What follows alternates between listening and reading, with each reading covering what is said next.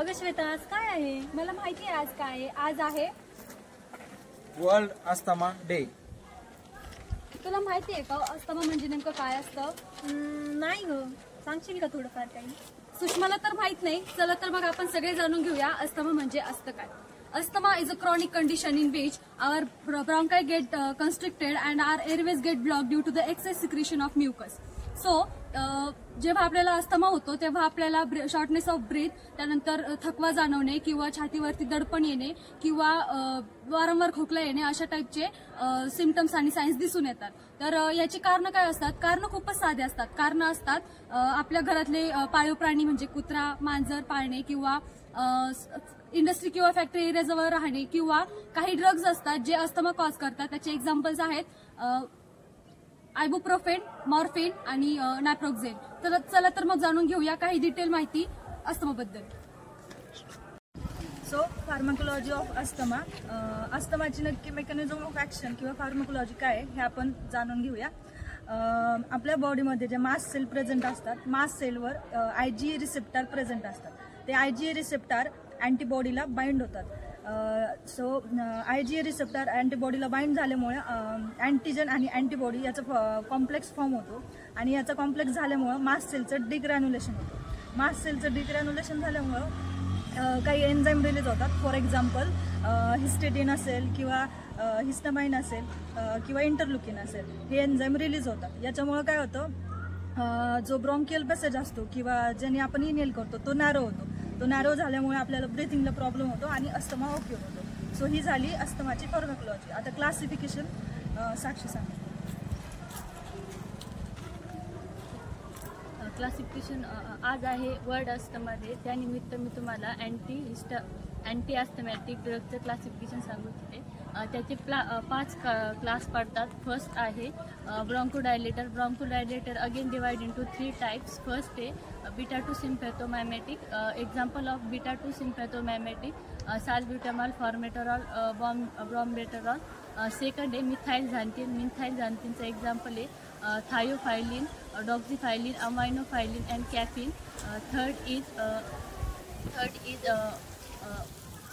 अँटीकोलिनर्जिक. अँटीकोलिनर्जिकचं एक्झाम्पल आहे tiotropium bromide आणि ipratropium bromide. Second class leukotriene antagonist. Leukotriene अँटागोनिस्टचं एक्झाम्पल आहे मॉन्टेलुकास अँड झाफिलुकास. थर्ड आहे मास सेल स्टॅबिलायझर. एक्झाम्पल आहे किटोटिफेन. फोर्थ आहे कॉर्टिकोस्टेरॉइड. एक्झाम्पल आहे systemic and inhalation. Example of systemic is fluticasone आणि हायड्रोसॉन. आणि एक्झाम्पल ऑफ इनहेलेशन बेक्लोमिथॅसेन. आणि फिफ्थ क्लास आहे IgE अँटीबॉडी. एक्झाम्पल आहे ओमिलाझुमाब. मी आज तुम्हाला प्रत्येक ड्रगचे मेकॅनिझम ऑफ ॲक्शन सांगणार आहे. तर फर्स्ट कॅटेगरी आहे ब्रॉन्कोडायलेटर. एक्झाम्पल साल्ब्युटामॉल, बॉम्ब्युटेरॉल. साल्ब्युटामॉलचं मेकॅनिझम असं आहे, तर तो साल्ब्युटामॉल हा ड्रग बीटा-2 रिसेप्टरला बाइंड होतो. त्याच्यामुळे ॲक्टिवेशन होतं ॲडेनिल सायक्लिक एन्झाईमचं आणि त्याच्यामुळे इंट्रासेल्युलर CMP लेवल इन्क्रीज होते आणि ब्रॉन्कोडायलेशन कॉज होतं. नेक्स्ट ड्रग आहे मिथाइलझॅन्थिन. मिथाइलझॅन्थिनचं एक्झाम्पल आहे थिओफायलिन. थिओफायलिन याचं पण हा पण ड्रग बीटा-2 रिसेप्टरला बाइंड होतो. बीटा-2 रिसेप्टरला बाइंड झाल्यामुळे फॉस्फोडायस्टरेज एन्झाईम इनिबिट होतं आणि इन्क्रीज दी CMP लेवल आणि कॉज ब्रॉन्कोडायलेशन. आणि त्याचे साईड इफेक्ट आहे एन्झायटी आणि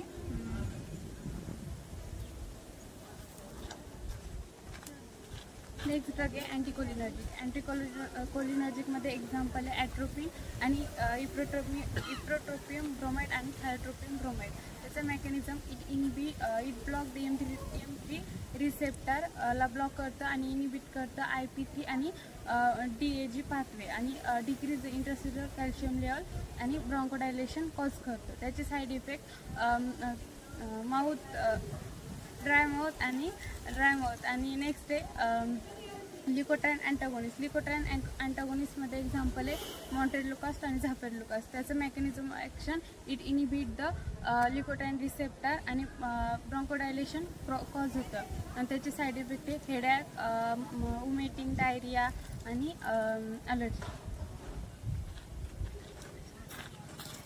माझी नेक्स्ट कॅटेगरी आहे mast cell stabiliser. The drug comes under mast cell stabilisers are sodium cromoglycate and किटोटिफेन.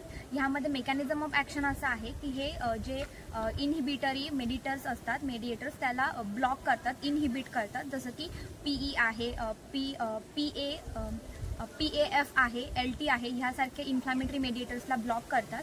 जे मास्ट सेलचं डिग्रॅन्युलेशन होतं त्याला सुद्धा इनहिबिट करतात. त्यांचे जे साईड इफेक्ट्स आहेत त्यामध्ये येतं कफ, देन थ्रोट इरिटेशन, ह्यासारखे ॲडवर्स इफेक्टसुद्धा आहेत.